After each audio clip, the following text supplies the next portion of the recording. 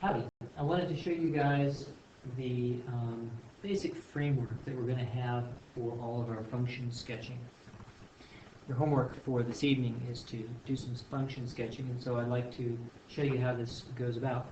We're going to take a look at the classical kinds of problems where we are given y as a function of x, for example, maybe something like this, and we now have to come up with a sketch of the graph of y using information that we get from horizontal, vertical, slant asymptotes, as well as y prime and y double prime. So here we have to get the graph of y, and our basic framework is going to be asymptotes followed by first d information.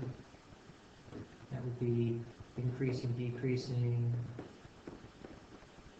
and extrema. And then finally, information that we get from second derivative, concavity, and points of inflection. All right, so how does this happen?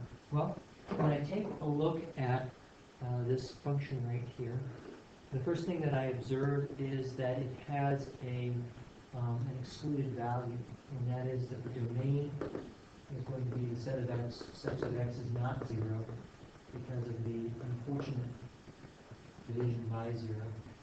I need to take a second to calibrate my board. Okay, I'm back.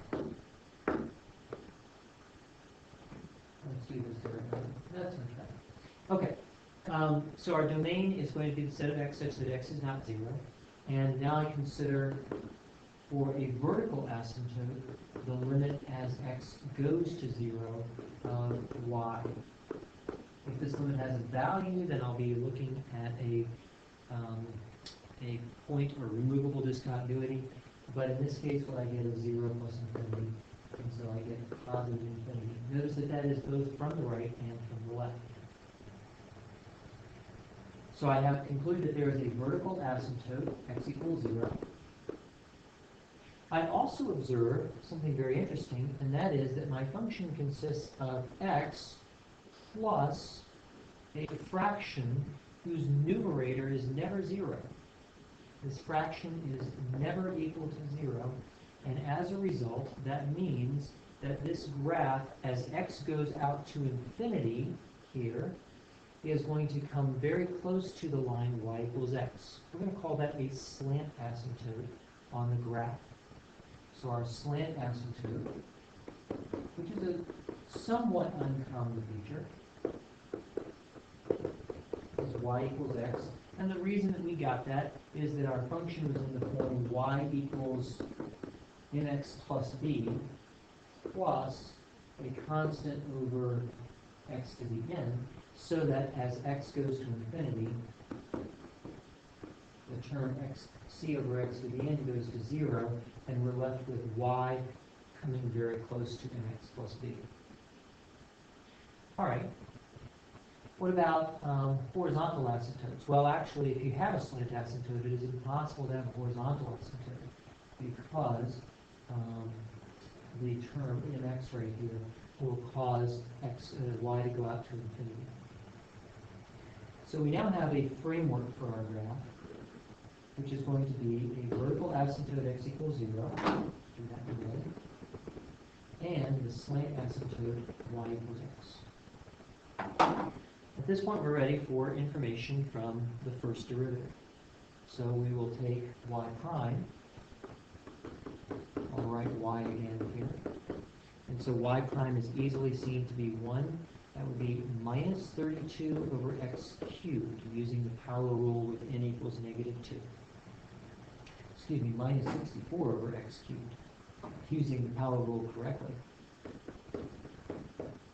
with n equals negative 2. Set this equal to 0, and it's fairly clear that there's a single solution, which is x equals 4. So this is our critical point. And so we're ready for a y prime number line, well labeled. And here's our critical point. But we must also be careful to include any places where the derivative fails to exist. And since my function fails to exist at 0, my derivative fails to exist as well, and it might be the case that the derivative changes signs on either side of 0. So you have to be careful about that.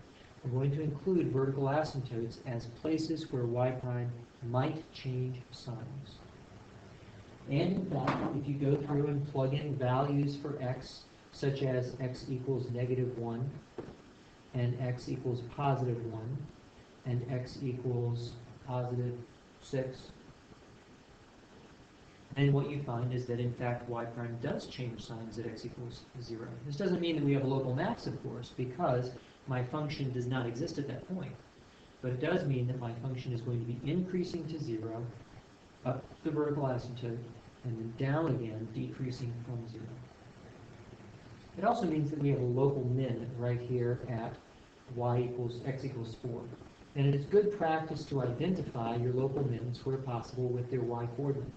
And so we're going to take and plug back y equals 4 here over 4 squared. And that's 4 plus, I'll write that properly. And that's 4 plus 2, which is equal to 6. So we now have a point on our graph, a local minimum at 4, 6. And already we have a pretty good idea of what our graph is going to look like.